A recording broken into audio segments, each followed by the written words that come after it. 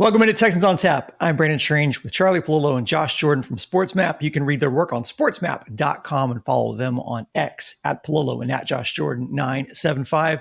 Gents, the Colts come into Sunday's matchup in Houston, winners 4 of their last 5 and 2 in a row. The Texans are looking to get back to their winning ways after dropping that heartbreaker in Green Bay. Indy currently is the only team in the hunt for the division lead at this point, and a win for Houston would be huge considering Colts go into Minnesota in week 9, and while the Texans head into New York to face the Jets, who are currently 2-5. So essentially a Houston win this week and next week could put the Colts back at arm's length again for Houston in the division. The topic on everyone's mind from a Texans perspective is how does their offensive line bounce back from an absolutely abysmal performance?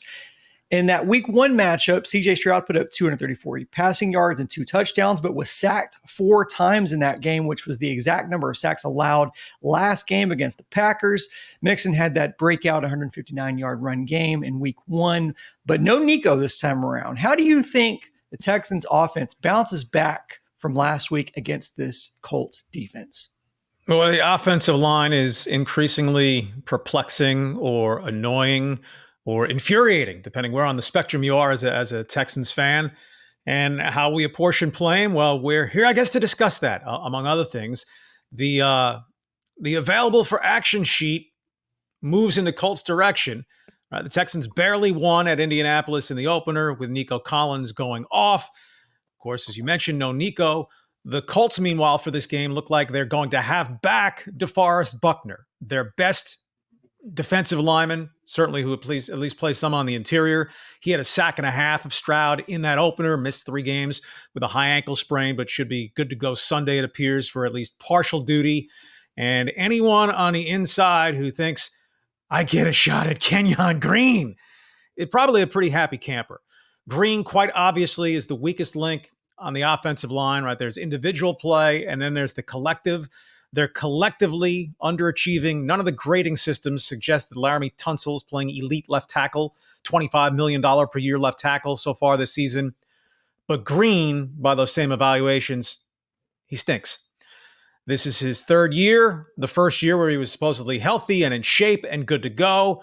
Barring a dramatic turn, Nick Caserio blew his first-round draft choice with the Texans. Now, the overall roster construction has gone fairly well over the last couple of years, obviously headlined by falling into C.J. Stroud, but specifically with that sore thumb or sorest thumb in that offensive line, Green at left guard, the 15th pick in the draft sticks out. When 2 selections after Green, the Chargers took Zion Johnson, who's been a rock-steady starting guard, made the all-rookie team, and he started all 48 games to this point in his Chargers career. And then you go 8-9 picks later in the first round, 2 other offensive linemen selected after Kenyon Green have already made Pro Bowls. Tyler Smith with the Cowboys, Tyler Linderbaum, the center with the Baltimore Ravens. Green has to be replaced, but within the season, the question is, by whom? So you make the best of a bad situation at left guard. No doubt. And in that same draft, Kyle Hamilton was right there, the safety that went to the Ravens. He's been a Pro Bowler. And we know Jimmy Ward has struggled to stay healthy. So you're not going to hit them all, Caserio. That's okay. But it's disappointing that still hasn't panned out yet.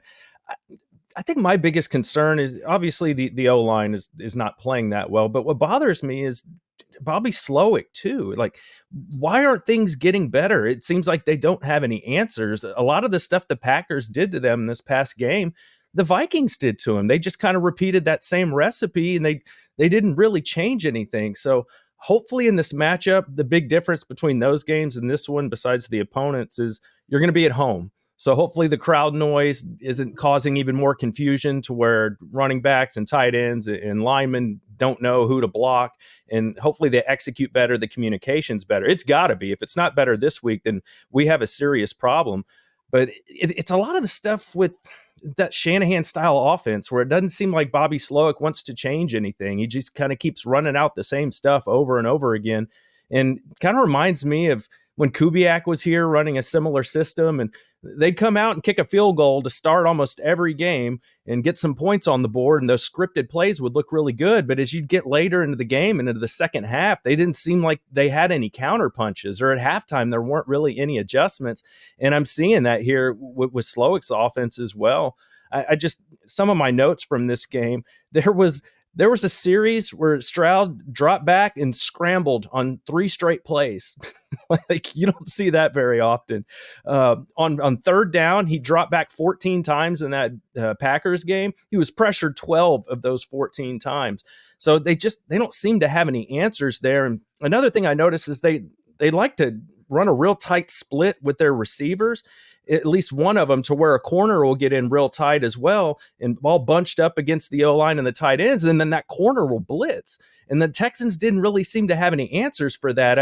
I'd like to see, like last season when we had a bunch of injuries with the O-line, it seemed like they were playing better and they were spreading things out a little more, letting CJ see the field better. I think if something's not working, let's try something else. And, finally on Slowick, the numbers back it up. There's only been one game where they scored more than a touchdown in the second half from what I looked at when I looked it up before this video. So there's something to it. They need to be better in the second half, and I think they need to be coached up a little better, because these guys, they should know what their responsibilities are. They're all the starters, and most of them played last year for most of the season. I'll draw a loose analogy to when we talk about the Astros with their hitting coaches. Right? How much is on the players? How much is on the coaching? Right? The Astros swinging at everything, situational hitting, so on and so forth. Well, football, right? The 5 parts of the offensive line, they're integrated together, working as a unit, whereas each batter in the batter's box is his own individual entity. So Slowick very fairly comes under the microscope. And as with the hitting coaches, if you're going to hire them and pay them, Chris Strausser, the Texans offensive line coach, has to catch some heat here. The Colts have a pretty average pass rush. The Green Bay Packers have a pretty average pass rush. They routinely baffled the Texans with stunts. I don't think they were reinventing the wheel and going with pass rush concepts that the NFL's never seen before. So I imagine the Colts and anyone else the Texans face, like the Jets next week, a much better defense than either the Packers or the Colts, they're going to school on the stuff that flummoxed the Texans O-line so easily. Strausser was the O-line coach of the Colts for 4 years before out in the coaching change there. Joined the Texans last year, so he should at least have a decent feel for some of Indy's defensive personnel. I mentioned Buckner back. He can be a problem. Kwity Paye's a pretty solid player. The number 1 defensive player taken in the entire draft, Laiatu Latu, edge rusher, defensive end. Only a couple sacks so far, with players who are probably thinking, hey, against this Texans offensive line, we could really get after C.J. Stroud, because most teams have really gotten after C.J. Stroud. He's top 5 in the league in hits absorbed. He'd be much worse in the sack ratings if he wasn't so wonderfully elusive. But C.J. Stroud is getting hit way too often, and that is all about the offensive line. I would throw in, if you're asking a tight end to chip, Dalton Schultz is a weak blocker. Right? He still plays the majority of snaps. Not often you're going to ask a wide receiver to help out. But Tank Dell is small. Stephon Diggs certainly is not large. And to circle back to the Nico factor, I mean, the bailout in the passing game, if under duress or just because, hey, target your best player the most, not being able to say, Nico, here it comes, make a play, really hurts this attack. You're right, Charles. Schultz has been terrible. We can't just kill the O-line here. He's been awful, just not knowing his assignments, whiffing on guys, tripping Titus Howard so he falls down on the ground. I mean, it's just all around. And he's doing almost nothing in the passing game. What do you have, 1 catch last week? For what they're paying him, Dalton Schultz has been a problem. And we have to realize Dalton Schultz and the O-line, this is the weakest part of the team. And they've been running out there a bunch of backup corners or at least one backup corner with Lassiter out last week. So you'd think, oh, maybe the secondary, but no, it's the offensive line and the protection is the weakest part of this team. And that's where most of the money is. Just a quick reminder, please click like on the video, subscribe to the channel, and click that bell for notifications so you know when new content drops. And when you're on the go, you can listen to the show on your favorite podcast app like Apple or Spotify. Just search Texans on Tap and subscribe to us there. By contrast, guys, the run blocking overall was better than the pass blocking last week. Mixon ran for 115 yards. We mentioned that Mixon ran all over the Colts in week 1. How do you like that matchup in particular, Mixon's ability to run on this defense? You would think off the matchup in game one, in which Buckner did play, that it cuts fairly well for the Texans. But I would think the Colts can take shots loading the box a little bit more with no Nico Collins to defend. If they can rush the passer without having to blitz much, that frees up more people to play run first. Put it this way, I'll bet the under 159 yards or whatever Mixon's number was in game one. But geez, if the Texans can't run the ball decently in this game, they're probably not going to win this game, at least offense versus Colts D. Yeah, my kind of thinking is the Packers seem to be okay with letting Mixon eat last week. Like, we're going to cover the play action stuff. We're going to keep you from getting the ball down the field using CJ Stroud. I almost wonder if the Colts will have the same mentality. Like, let Joe Mixon run, but let's not give up the big play. And in the end, we think we'll end up winning the game. We've seen those strategies back in the day when people do that with Peyton Manning and he just hand the ball off to Edgerrin James over and over and over again. It's just, will that produce enough points? It's hard to just matriculate all the way down the field, just running the ball over again, running a whole bunch of plays. A lot of things can happen. The Texans with their penalties, if we start seeing the false starts start happening again and the holdings, then that can really put you behind the chains. And then if you're relying on the run game, you're going to have some struggles. Josh, with our obligatory SAT word with matriculate this week, usually comes from Charlie. In week one, the Colts scored 27 against Houston. Anthony Richardson threw for 212 yards, 2 touchdowns and an interception. Remember, Alex Pierce got behind the secondary a couple times for a couple of long bombs. But for all the flashes that Richardson has shown, he has really struggled with his accuracy this season. How do you like Houston's defense to contain the Colts this time around at home? All right, for those who consume this audio only, you need to use the imagination. Brandon's about 5 yards to the left. Josh is about 5 yards to the right. Anthony Richardson is throwing a pass to Brandon. Josh, duck! Anthony Richardson doesn't know where he's throwing a football. 49% completion. That in the mid-1970s would have been okay. Where the league now is closer to 65%. And he was only 52% last year. His ability to throw the ball from point A to point B on a line where he intends at the University of Florida was an issue. You can only coach up accuracy so much. A big part of that is an innate talent. And if Anthony Richardson cannot show or develop more of it, he had no chance to be a plus NFL quarterback. Having said that, he still poses problems because he is an uber athlete, well, until his next injury. And he has the monster arm, right? The 60-yard home run that he hit against the Texans in the opener. He's run for 3 touchdowns against the Texans in the 2 games against which he's faced them. But 3 touchdown passes thrown against 6 interceptions. 39-year-old Joe Flacco on the bench is the much better thrower of the football. TD to INT ratio 7-1. While filling in for Richardson. But as the 4th pick in the draft, 2 spots after the Texans, fell into CJ Stroud. Of course, the Colts with the investment, they're going to give Richardson time to develop. But as a good thrower of the ball to succeed at the NFL level, the jury's very much out.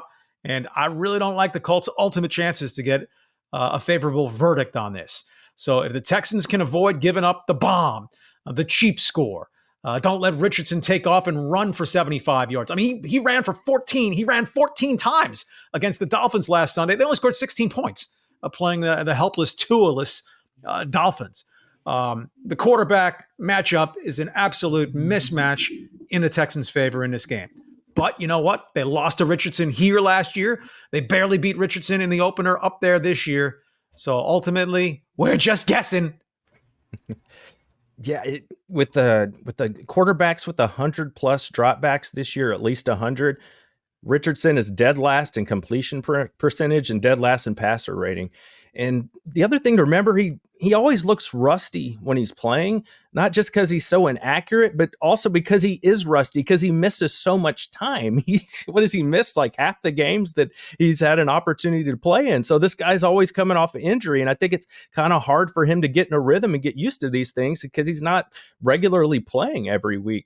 I think the other big part of this, at least to me, is Jonathan Taylor was limited to practice on Wednesday. They expect that he might return this week. We know what he can do. We remember the last game of the regular season against the Colts, and Jonathan Taylor is just an excellent running back. So with him and Richardson working together, most of their receivers look like, Michael Pittman's playing through an injury. Josh Downs actually didn't participate on Wednesday, but we'll see. We know how these things go during the week. A lot of these guys end up playing, but at the end of the day, I think it's going to be that running game. We'll see with Alshire. I don't think he's going to play. He's a big part of stuffing that running game, but To'o is expected to come back from the concussion. They also made a free agent pickup. So I think it's going to be holding down the running game and trying to keep that big play from beating you over your head. And it looks like Kamari Lassiter might be back this week, which would be a huge boost to the Texans defense. Downs didn't play in the opener. He's somewhat the Colts' Stephon Diggs, real good work the middle of the field guy. Texans did a phenomenal job against Taylor up there. His longest rush in the game was 7 yards, 16 carries for 48. But as Josh noted, right, this is a high-quality running back. Now, what kind of workload would he be ready to handle coming off missing multiple games? And the Colts do have a solid offensive line, which does appear healthy. Their center Ryan Kelly missed a couple of games. Braden Smith's been digged up some. Quentin Nelson, perennial Pro Bowler. So it's a solid matchup. A couple of other Texans defensive notes. Danico Autry, a rather quiet Texans debut, playing under half the snaps, 28 out of 58, I believe it was, in Green Bay. Does he more loudly announce his presence? Second game with the Texans against one of his former teams here, the Colts. And you alluded to it, Josh, a curious signing in Devin White for the Texans. Curious career arc, right? A stud at LSU, 5th pick in the draft to the Buccaneers, goes in there, plays really well, helps them win a Super Bowl as a rookie, makes the Pro Bowl his second season, starts every game his third season, full-time starter last year until a little injury problems, and then got outplayed, lost his job late in the year, killed his free agent market, takes a 1-year deal with the Eagles, first 4 games this season, healthy, inactive for all 4. Then the Buccaneers, the team he was upset with that they didn't give him a big fat extension, he misses that game, probably would have been inactive anyway, but personal reasons, and then the Eagles cut him. So the Texans take a low-risk, potential, at least some reward. The guy's just 26 years old. He has NFL chops, but this may already be his last chance for gas as a viable NFL player. And with no Toto, Alshire up in the air, I mean, Christian Harris may as well be in football witness protection with that calf problem that he has. Can White give anything to boost the athleticism of the Texans linebacker core? Save for that one idiotic penalty, Neville Hewitt had a pretty good game playing every snap. Jake Hansen, not so much. So I don't know if there's a package they'll hope to get Devin White on the field immediately against the Colts. But it was an interesting signing to take a shot on a guy who better revive his career soon or he's not going to have one left. To your earlier point, Charlie, Richardson was the Colts' leading rusher against the Dolphins last week. Alshire is usually Houston's spy when they match up against, those dynamic running quarterbacks. So if he doesn't play, containing Richardson will be something to watch. Before we get into predictions, give me an X factor or X factors you're looking for in Sunday's matchup, Charlie. I wonder if D'Amico Ryans, I don't wonder. I know he's not saying, guys, we win this game, we pretty much wrap up the division. But that's the X factor for me, the spectrum with the outcome of this game. If the Texans win it, you covered, Brandon, they go 2 games ahead of the Colts. They also wrap up the tiebreaker. Right? It's a 17-game schedule, not 162. The Astros had all kinds of time to make up ground on the Mariners after their atrocious start.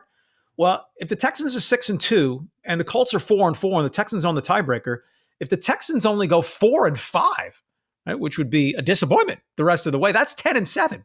Well, that wins the division unless the Colts go at least 7-2 in their remaining 9 games. And 3 of their next 4 opponents are the Bills, the Lions, and the Vikings. I'm pretty sure the Colts won't be winning 7 of their last 9 games. So the Texans win this game. Okay, as a practical matter, you own the division and you're still very well positioned for a top 2 seed in the AFC.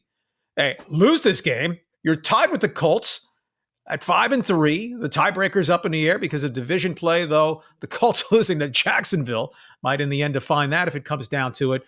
But the Texans will be open to contender fraud accusations because getting stopped at Minnesota, okay, the Vikings are excellent. Losing close at Green Bay, hey, the Packers are very good. But if you come home and lose to a Colts team, at home to a Colts team that struggled to beat Tennessee 2 weeks ago, struggled to beat Miami last week, this would be by far the Texans' worst and most impactful loss of this season. Yeah, my X factor is going to be kind of two things mixed together here. That the Texans' passing attack going up against Jalen Jones, a corner for the Colts. He's been playing really well the last 2 weeks in 65 coverage snaps. He's only allowed 17 yards. And we know Tank Dell went catchless last week. I mean, Stephon Diggs, what did he have? 5 catches for 23 yards? That's got to be better. Dalton Schultz with the 1 catch, we talked about him earlier for 28 yards. The Texans got to get the passing game going. And CJ talked about Tank Dell being a big part of the offense. Maybe it's a squeaky wheel kind of game for Tank where they're going to make a point of let's get this guy the football. Hopefully they'll do something Charlie's been begging for all year is test them deep with Tank Dell. Take a couple shots each game, maybe 1.5. So I'd like to see Tank step up. He dropped that touchdown. And if he would have caught that, who knows? They probably win that game. You don't know how things are going to play out after that, but we know what the final score was. So I'd like to see Tank and CJ and, of course, Diggs, who was chirping before that Packers game, almost got kicked out of that game before it started. Let's refocus here, guys, and just, focus on the little things, get the offense moving. And I actually feel pretty confident, especially all the criticism the Texans have got this week. I expect them to bounce back and perform better this week. Josh, that's a good one. That was something I was going to highlight too, was that cornerback combo of Jalen Jones and Kenny Moore. It's a pretty good combo, and without Nico, it's going to be imperative. Like you said, Tank Dell has more than 0 catches this week. So I'll go a different direction with it. I'll say that without Nico, and given what we've seen from the Texans offense, my X factor is going to be Kaimi Fairbairn. He had 3 50-plus yard field goals in their first meeting. I have a sneaky suspicion his leg will be an important weapon on Sunday as well. Now, most books have the Texans as a 5-point favorite with the total around 46 points. It's not a lot of points, guys. So unless it falls on one side or the other, this seems to be a close game. What's your final score prediction? Josh, we're going to mix it up this week. We're going to go you first. What's your final score prediction? Yeah, overall, I'm liking what I'm seeing from the Texans defense. So I'm going to get maybe a little lower scoring game. I don't have the Texans covering, but I have them winning. I think they get out of there 23-20. Texans win. Well, my only ground rule was to not pick a final score of 24-20, though that was darn close last week, except the most important component, the right side of the point spread. I think the Texans and Colts are pretty evenly matched. I mean, you look at the rosters, position groups, it breaks down pretty evenly overall, except at the most important position on the field, where it's C.J. Stroud overwhelmingly over Anthony Richardson. So if the Texans D can stay solid and avoid cheap plays, 50-yard pass interference call, a 73-yard pass run touchdown play, I'm going the home team and to cover. Texans 26, Colts 17. 26-7. That's very close to mine. I go 24-17. Charlie, I'm with you. When in doubt, in CJ we trust.